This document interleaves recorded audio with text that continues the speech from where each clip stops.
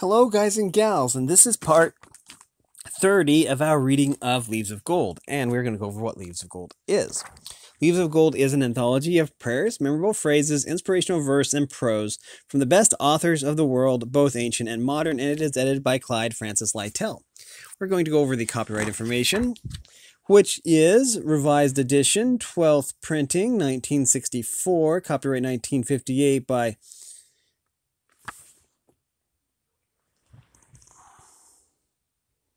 1938, by Evan S. Coslet. Revised 1948 by Donald G. Remley, and copyright 1948 by A.C. and D.G. Remley. It is published by the Coslet Publishing Company out of Williamsport, Pennsylvania, and printed in the United States of America. We have a chapter today, chapter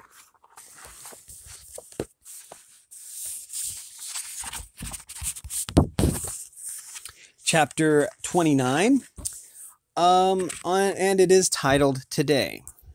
So let's see. Banish the future. Banish the future, live only for the hour and its allotted work. Think not of the amount to be accomplished, the difficulties to be overcome, but set earnestly at the little task at your elbow, letting that be sufficient for the day. For surely our plain duty is not to see what lies dimly at a distance, but to do what lies clearly at hand. That is by Ostler. Now we have The Man I Yet May Be. Yesterday I dragged wearily along, passively resigned the man I am, between the man I might have been and the man I yet may become. But now, today, I feel that, with Christ's help, all things are possible to the aspirations, the energy and courage that are thrilling in me in this beautiful newborn life of today, and the man I may yet be draws closer to my side. That is by O.F. Next we have Days.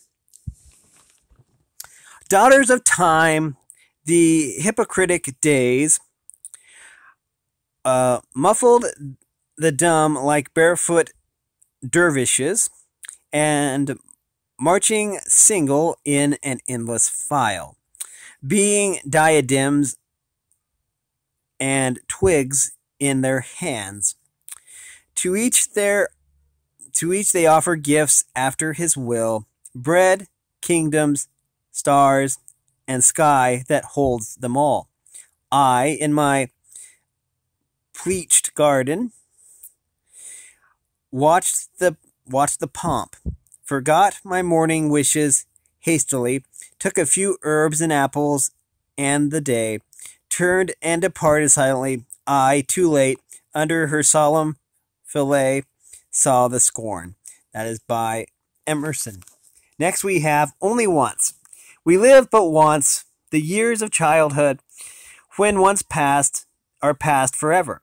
It matters not how ardently we may wish to live them over. It avails us nothing. So it is with the other stages of life. The past is no longer ours. It has gone beyond our reach.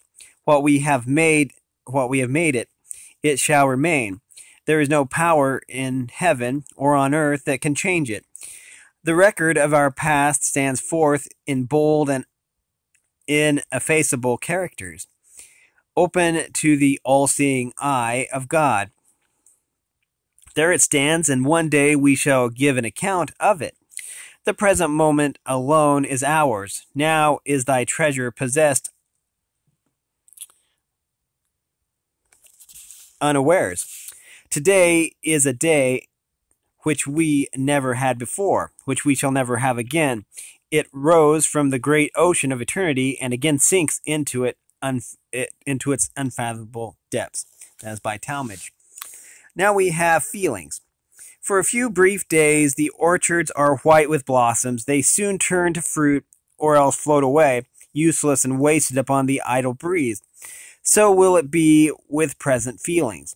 They must be deepened into decision or be entirely dissipated by delay. That is by Theodore Courier. Now we have gone. Lost wealth may be replaced by industry, lost knowledge by study, lost health by temperance, but lost time is gone forever. That is by Smiles. Now we have thrift. Believe me when I tell you that thrift of time will repay you in afterlife, when with a usury of profit beyond your most sanguine dreams, and the waste of it will make you dwindle alike in intellectual and moral stature beyond your darkest reckoning. That is by W.E. Gladstone. Okay. Now we have fill the spaces. Select a large box and place in it as many cannonballs as it will hold, and it is after a fashion full, but it will hold more of smaller material, more of smaller matters. The wording here is really interesting. I'll have to read this one again. Sorry. Fill the spaces. Select a large box and place in it as many cannonballs as it will hold, and it is, after a fashion, full. But it will hold more if smaller matters be found. But a quantity of marbles, very many of these, may be packed in the space between the larger globes. The box is now full, but still only in a sense. It will contain more yet.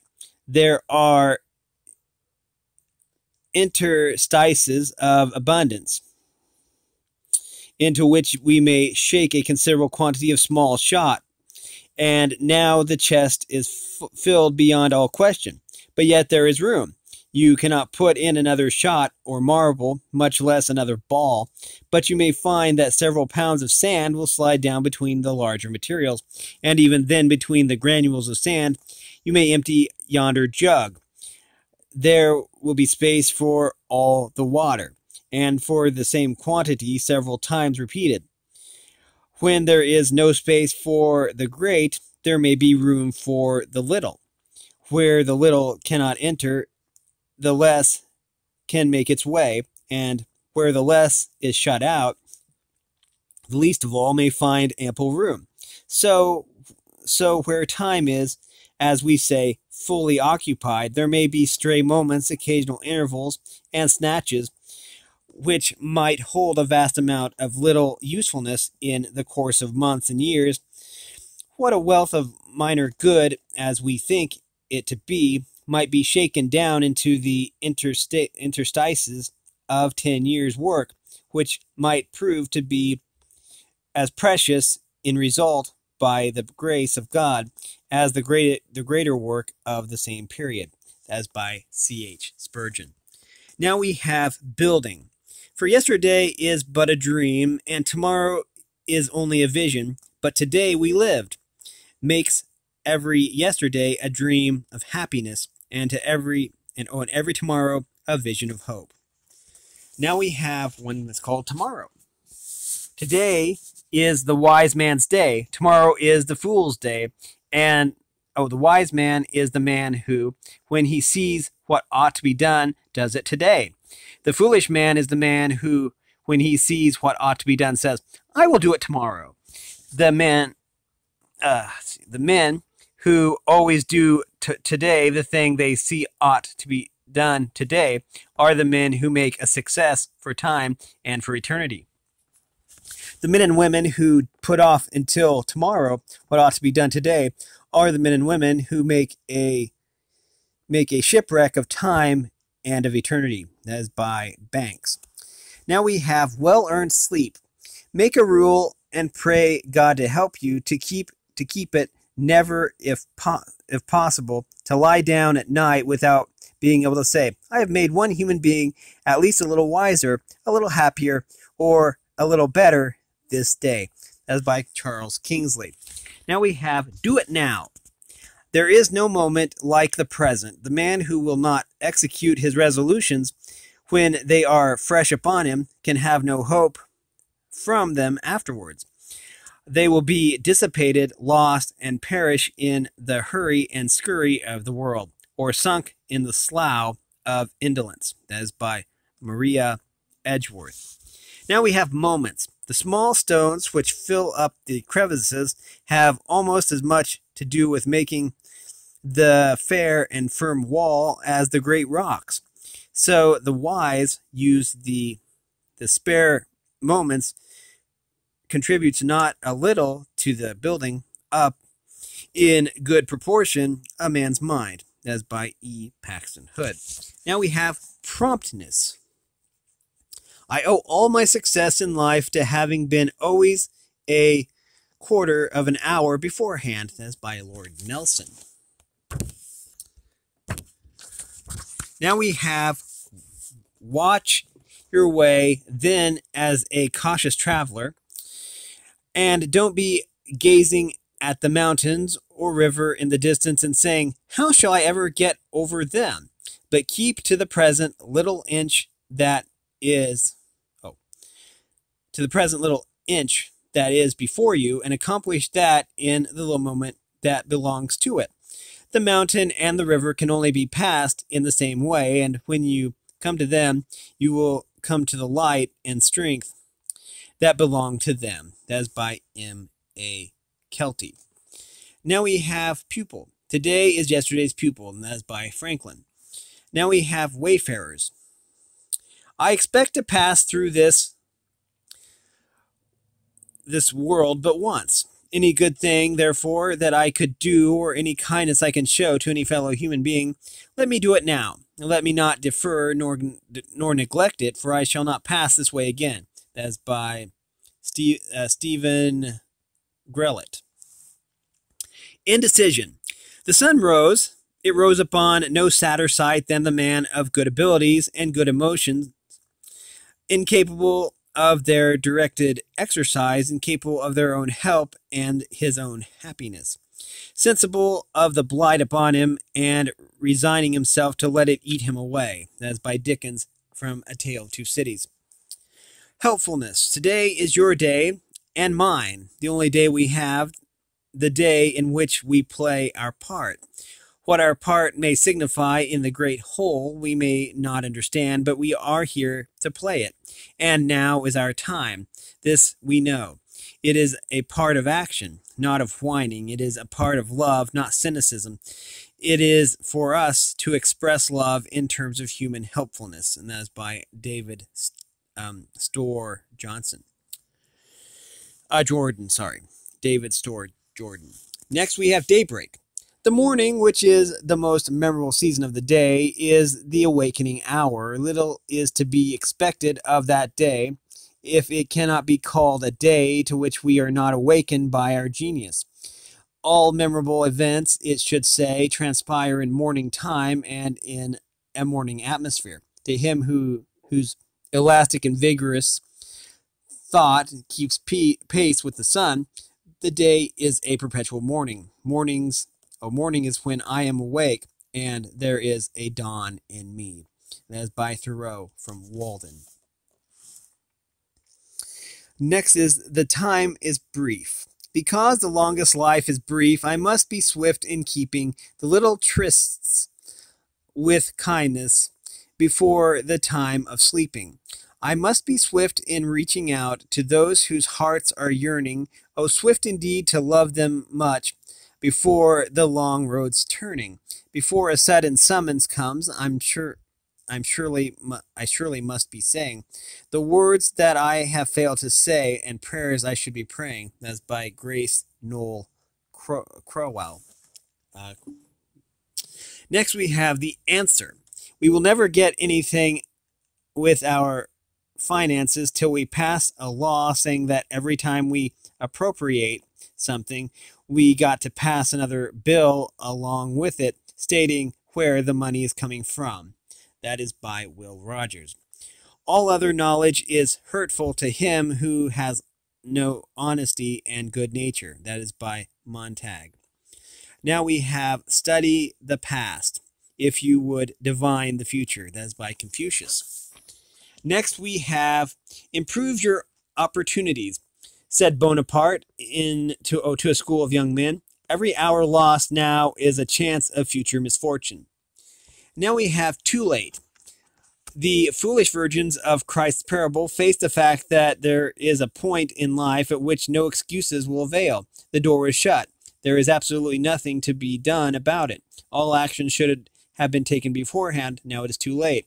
But the important thing to remember is that the arrival at the inexorable point of hopelessness is always the culmination of what has gone before, and that this desperate plight is avoidable if we are continually ready. Many of us are going to do great things tomorrow, but tomorrow never comes, for the only day we have is today, and this corrupting habit of running behind schedule, even in small things, has for its inevitable result and the bringing of us face to face with a shut door. The demand that life makes on all of us is to be ready at all times, to live neither in the past nor in the future, but in the present. Until we learn what lesson we cannot escape, the certain consequence that we shall one day stand sorrowful, but too late, before the one door through which we desire to enter, but cannot because it is shut. Now we have essential. There can be no persevering industry without a deep sense of the value of time. That is by Mrs. Sigourney. Now we have, dost thou love life? Then do not squander time, for that is the stuff life is made of. That is by Franklin as well. Postpone duties. Tomorrow is never what we think it will be. In that sense, tomorrow never comes. Today we think we will be happy and please ourselves. Tomorrow we will do our duty, but we only make ourselves wretched pleasure seekers. For human nature is fundamentally such that it can only find enduring gladness in the incidental accomplishments of duty performed today. The keen spirit seizes the prompt occasion, makes the thought start into instant action, and at once plans and performs, resolves, and executes. That is by Hannah More. Now we have a secret of greatness. The flighty purpose never is overtook, lest the deeds go with it.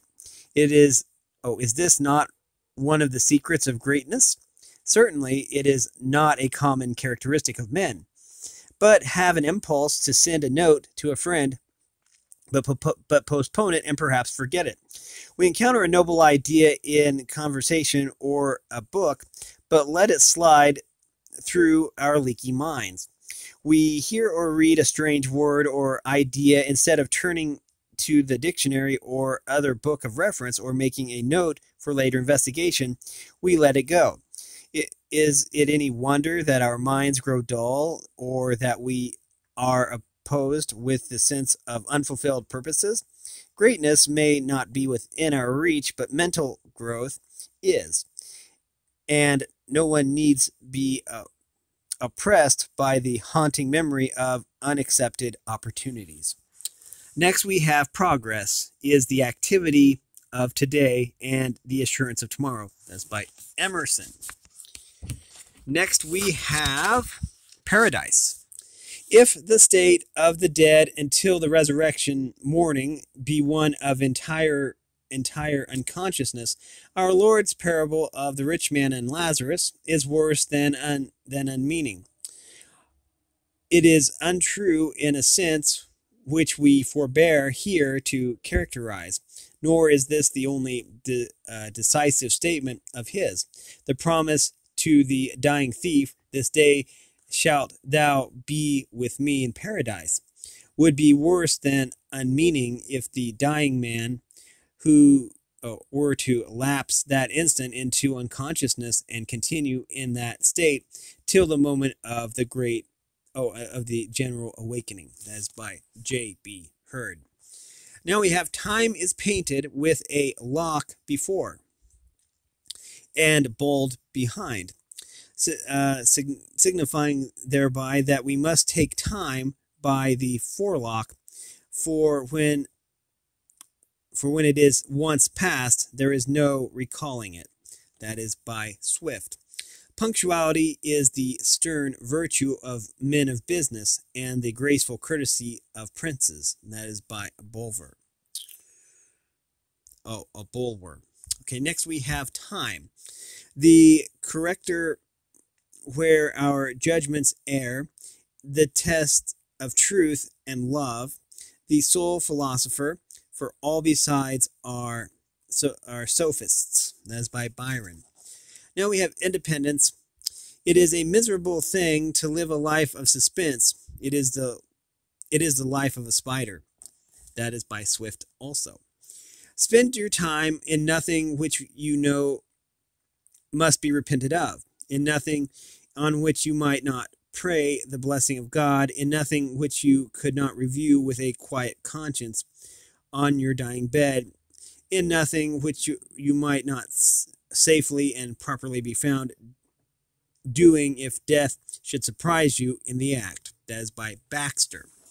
Next we have, it is better to be doing the most insignificant thing than to reckon even a half an hour insignificant. That is by Goethe. Next we have now. There is a time to be born and there is a time to die, says Solomon, and it is the memento of a truly wise man. But there is an interval between these two times of infinite importance. That is by Richmond.